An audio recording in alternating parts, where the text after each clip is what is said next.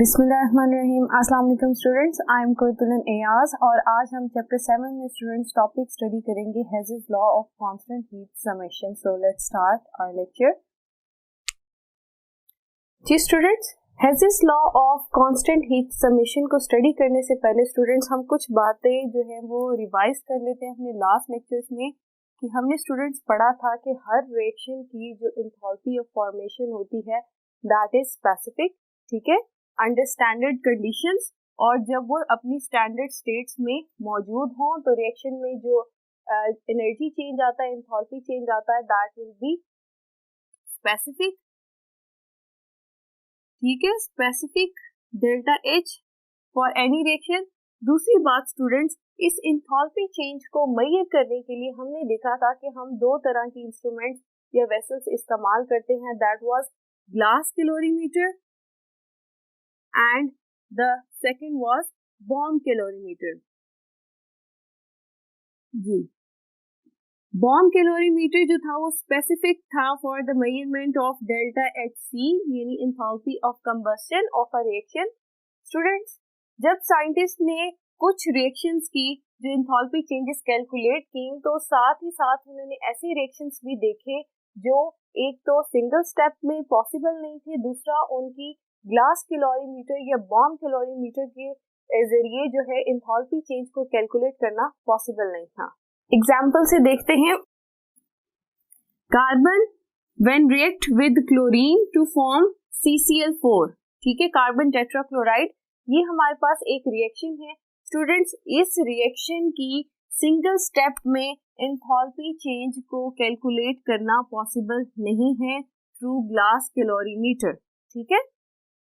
हम इस रिएक्शन की डायरेक्टली जो है एंथैल्पी चेंज कैलकुलेट नहीं कर सकते क्योंकि ये रिएक्शन जो है ये सिंगल स्टेप में पॉसिबल नहीं होता।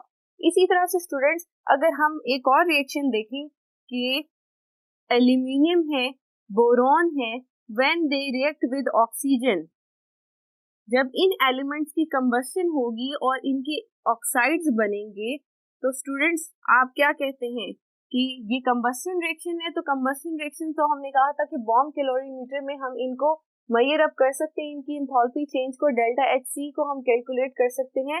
तो क्या इन रिएक्शंस की भी हम डेल्टा एच सी को कैलकुलेट कर सकते हैं? तो students, answer is no. Delta H C जो है वो हम बॉम्ब कैलोरीमीटर से मेजर नहीं कर सकते। उसकी क्या वजह है कि स्टूडेंट्स, होता क्या है कि एल्यूमिनियम या बोरोन जब हम इन्हें as a fuel bomb calorimeter में लेते हैं और ये ऑक्सीजन के साथ रिएक्ट करके अपने रिस्पेक्टिव ऑक्साइड्स बनाते हैं, तो इन ऑक्साइड्स की एक लेयर जो होती है एलिमेंट के ऊपर डिपॉजिट हो जाती है।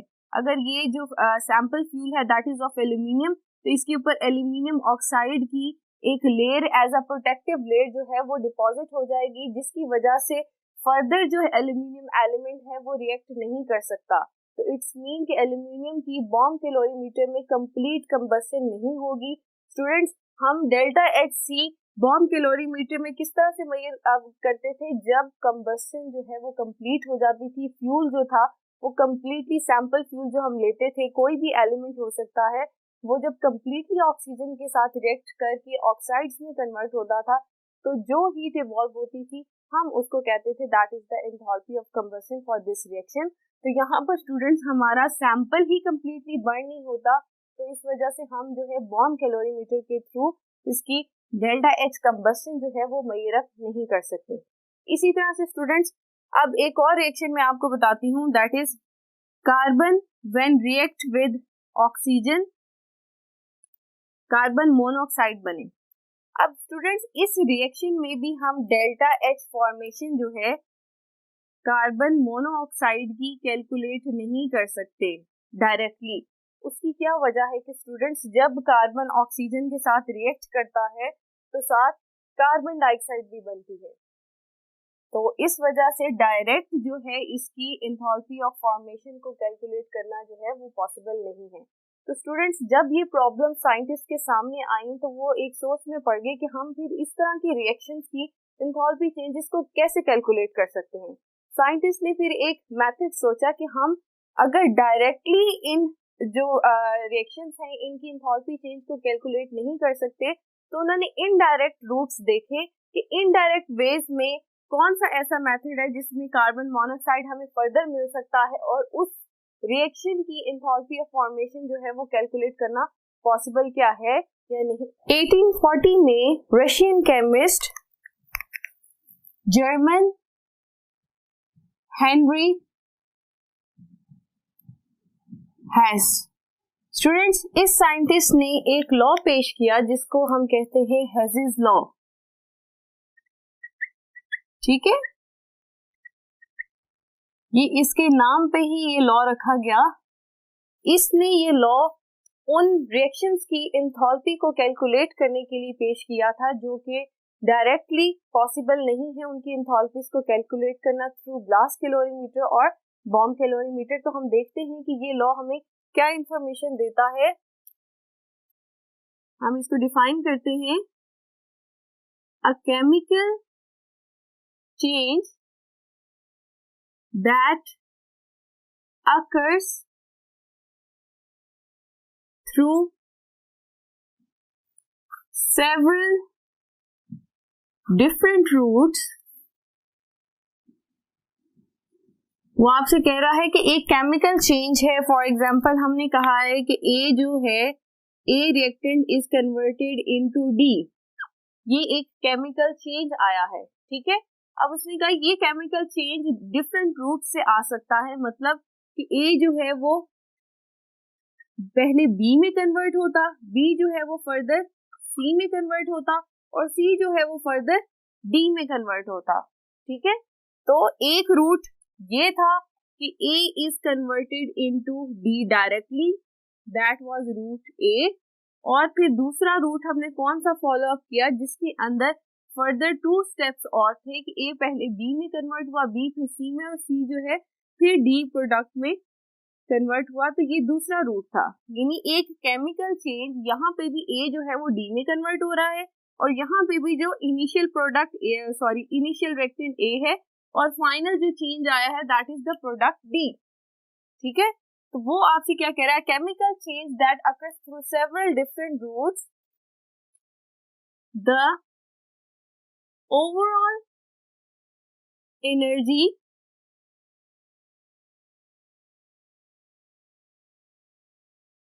change is same regardless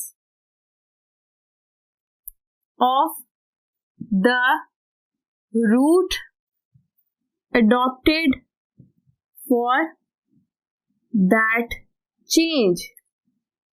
और यहां पर कंडीशंस क्या हैं, provided that initial and final conditions are same। जी दोबारा से देखेंगे, ये सेकंड पार्ट हमें क्या कह रहा था, the overall energy change is same regardless of the route adopted for that change. वो कह रहे हैं कि overall energy change route A और रूट बी में दोनों में सेम होगा। इसका क्या मतलब है कि अगर रूट ए में एनर्जी चेंज हमारे पास डेल्टा एच आता है और दूसरे रूट में क्योंकि यहाँ पर फर्दर स्टेप्स हैं तो डेल्टा एच वन एक एंथैल्पी चेंज आया, दूसरा enthalpy change delta H to आया और तीसरा एंथैल्पी चेंज क्या आया, डेल्टा एच थ्री आया। तो वो आपसे कह रहे हैं कि दोनों रूट्स में जो एनर्जी चेंज होगा वो इक्वल होगा। इट्स मीन कि delta H will be equal to second route के इससे delta H one plus delta H two plus delta H three, ठीक है। अब आप देख सकते हैं कि हमने रूट ए की अगर एनर्जी को देखा, ये रूट ए की एनर्जी थी या हीट थी दैट इज इवॉल्व, और ये रूट बी की एनर्जी थी या हीट थी that is evolve during that chemical change. तो दोनों क्या है, एक दूसरे के इक्वल हैं, that do not depends upon the path followed. तो स्टूडेंट्स हम इस लॉ से इस चीज को भी प्रूव कर सकते हैं कि enthalpy that is a state function. आपको याद होगा स्टूडेंट्स, हमने स्टार्ट के लेक्चर्स में देखा था कि स्टेट फंक्शंस हम उन्हें कहते हैं that do not depends upon the path followed. तो आपने भी यहाँ पर देखा कि रूट ए से जाते हुए भी जो एंथैल्पी चेंज था वो इक्वल था रूट बी की तरफ, ठीक है। A to B, B to C and C to D जो ओवरऑल एनर्जी थी that is equal to the route A. It's mean कि एंथैल्पी चेंजेस जो हैं वो इनिशियल और फाइनल कंडीशन पे डिपेंड करती हैं, वो रूट पे डिपेंड नहीं कर रही। एंथैल्पी जो है वो सिर्फ इसी चीज से इफेक्ट करी कि ए जो है वो डी में ही कन्वर्ट हुआ है ना, हमने जो है वो सी पर आके रिएक्शन तो नहीं रोका ना। इनिशियल और फाइनल जो हमारे रिएक्टेंट्स थे वो क्या थे, sorry, initial reactant and final products हमारी दोनों रूट्स में सेम थी। तो इट्स मीन के enthalpy that only depends upon the initial and final conditions that do not depends upon the path followed। तो इससे हम क्या कह सकते हैं, enthalpy is a state function, ठीक है। ये भी हेज़ेस लॉ से प्रूव हुआ। स्टूडेंट्स, दूसरी बात कि अब यहाँ पर देखेंगे एक पूरा एनर्जी साइकिल बना है। तो एनर्जी साइकिल में अगर हम तमाम एंथैल्पीज को एड अप करें, सम अप करें, तो उसका सम किसके इक्वल आता है, 0 के इक्वल आएगा। अब इससे क्या मुराद है कि sum of all the enthalpies in a energy cycle, ये एंथैल्पी किसकी है, साइकिल की। एनर्जी साइकिल कौन सा है, लाइक दिस कि A is converted into D और D जो है वो फर्दर कन्वर्ट होगा C में, C जो है रिवर्स कन्वर्ट होगा B में और B जो है वो वापस हमारे इनिशियल रिएक्टेंट A पर आ जाएगा। तो ये पूरा साइकिल कंप्लीट हो गया। तो हम कहेंगे कि जब ये पूरा साइकिल जो है इसकी हम डेल्टा H जो है सम अप करेंगे तो वो 0 के इक्वल आती है। इसको हम इस तरह से भी समझ सकते हैं कि स्टूडेंट्स, अगर ये मैं ग्राफ आपको दिखाऊं कि यहाँ से हमारा A रिएक्टेंट जो है रिएक्शन स्टार्ट हुआ, जब ये D में कन्वर्ट हुआ तो कुछ एनर्जी जो है वो सिस्टम में से रिलीज हुई, लेकिन जब हमने D से B की तरफ आते हुए फिर C की तरफ आए हैं और फिर वापस A की तरफ आए हैं, तो स्टूडेंट्स क्या हुआ है कि जो एनर्जी रिलीज हुई थी ड्यूरिंग A टू D वो वापस आते हुए एनर्जी जो है सिस्टम में एड अप होगी। तो जितनी रिलीज हुई थी उतनी एड अप होगी, तो टोटल सम जो है हम उसी जो आप कह लेंगे टोटल जो एंथैल्पी चेंज था वो 0 हो गया कि हम जहां से स्टार्ट किया था वहीं पर वापस आ गए हैं। यहाँ पर जो एंथैल्पी चेंज था हम वापस उसी पॉइंट पे आ गए हैं। तो change in enthalpy that will be 0 in the case of energy cycle. ठीक है स्टूडेंट्स, अब इस सारे कॉन्सेप्ट को हम फर्दर एग्जांपल्स के साथ समझते हैं और देखते हैं कि हेज़ेस लॉ की ये इक्वेशन हम कैसे फॉलो अप कर सकते हैं। तो फर्स्ट हम एग्जांपल हम देखते हैं, formation of sodium carbonate. Sodium carbonate बनने के लिए हमारे पास क्या रिएक्शन आएगा, 2 moles of sodium hydroxide reacts with carbon dioxide to form sodium carbonate and water। ये ओके हो गया, ये सिंगल स्टेप रिएक्शन है। स्टूडेंट्स, अब हम अगर इसका एनर्जी साइकिल ड्रॉ करें, ठीक है, या एनर्जी ट्रायंगल ड्रॉ करें, तो क्या होगा, ये तो एक रूट हो गया, डायरेक्ट रूट हो गया। अब इनडायरेक्ट रूट देखते हैं कि यहाँ पर सोडियम हाइड्रोक्साइड जो है वो क्या करेगा, कार्बन डाइऑक्साइड के साथ रिएक्ट करेगा और बनाएगा सोडियम बाइकार्बोनेट। ठीक है, इस तरह से। और ये जो सोडियम बाइकार्बोनेट है ये फर्दर जो है सोडियम हाइड्रोक्साइड के साथ रिएक्ट करके क्या बना देगा, सोडियम कार्बोनेट एंड वाटर। तो इट्स मीन कि एक ये जो स्टेप था जिसमें सोडियम हाइड्रोक्साइड जिसने कार्बन डाइऑक्साइड के साथ रिएक्ट किया, सोडियम बाइकार्बोनेट बनाया, यहाँ पर जो एंथैल्पी चेंज आएगा डेल्टा H 1 होगा। और ये इस स्टेप में जहाँ सोडियम बाइकार्बोनेट सोडियम हाइड्रोक्साइड के साथ रिएक्ट कर रहा है ये डेल्टा H 2 होगा। और ये सिंगल स्टेप रिएक्शन है तो ये डेल्टा H होगा। तो यहाँ पर हमने देखना है कि हेज़ेस लॉ किस तरह से हमें बताता है कि enthalpy change that is independent of the path followed, यानी जितना एंथैल्पी चेंज डायरेक्ट स्टेप में होगा उतना ही एंथैल्पी चेंज ये सेवरल स्टेप्स को जब हम फॉलो अप करेंगे तो होगा। तो फर्स्ट स्टेप देखते हैं हमारे पास, first step that is sodium hydroxide reacts with carbon dioxide and it will form sodium bicarbonate. ठीक है स्टूडेंट्स, इस दौरान delta H1 is equal to -48.06। ठीक है, ये हमारे पास किलो जॉल इसका यूनिट होगा, ये एनर्जी आएगी। सेकेंड स्टेप हमारे पास क्या आता है? सेकेंड स्टेप, ये जो सोडियम बाइकार्बोनेट है that will react with another mole of sodium hydroxide and it will produce sodium carbonate plus water। इस रिएक्शन के दौरान जो स्टूडेंट्स हमारे पास एंथैल्पी चेंज आया that is delta H is equal to -41.02 kilo joule. ये energy change आया और जो सिंगल स्टेप था इसकी एनर्जी चेंज की वैल्यू क्या थी? Delta H is equal to -89.08 kilo जॉल।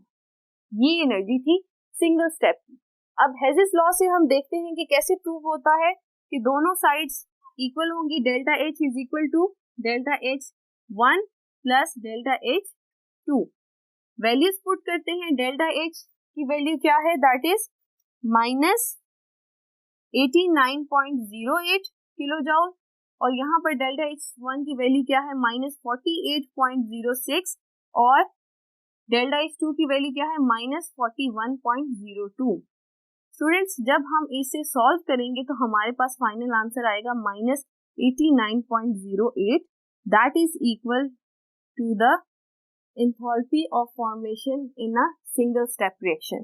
तो आपने देखा कि ये दोनों साइड्स जो एंथैल्पी चेंज है वो इक्वल हो गया। यहाँ पर हेज़ेस लॉ है, हमने इसको प्रूव कर दिया। स्टूडेंट्स, इसी तरह से हेज़ेस लॉ हम इस तरह के रिएक्शंस के लिए भी इस्तेमाल कर सकते हैं। जो स्टार्ट में हमने एग्जांपल दी थी कि carbon when reacts with oxygen to form carbon monoxide, इस रिएक्शन की हम जो है एंथैल्पी ऑफ फॉर्मेशन जो है वो डायरेक्ट कैलकुलेट नहीं कर सकते, तो हम इनडायरेक्ट वे में देखेंगे कि किस तरह से हेज़ेस लॉ को यूज करते हुए हम उसकी एंथैल्पी चेंज जो है कैलकुलेट करेंगे।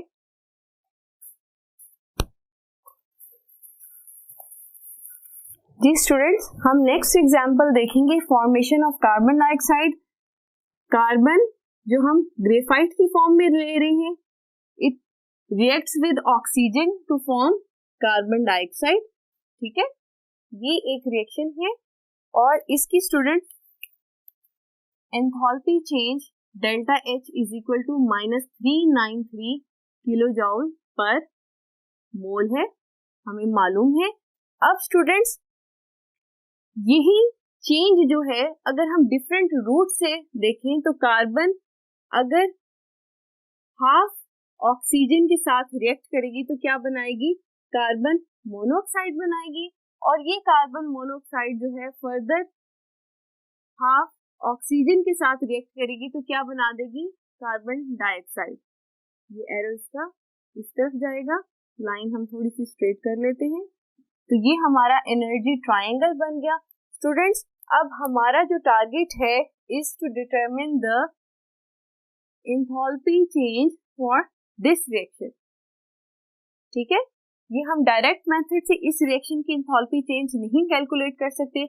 हमारे पास students carbon monoxide when reacts with oxygen and converted into carbon dioxide, इसकी भी एंथैल्पी चेंज की वैल्यू मौजूद है।